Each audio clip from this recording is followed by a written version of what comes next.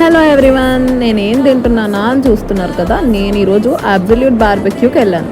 అక్కడ octopus try చేస్తున్నాను నేను. నా ఫేస్ ఎక్స్ప్రెషన్స్ చూసి గాబరా పడకండి, బాగానే ఉంది, తినొచ్చు, పర్వాలేదు. బట్ ఎక్కువ అయితే తినలేము. నేనైతే కొంచెమే టేస్ట్ చేశాను అంతే.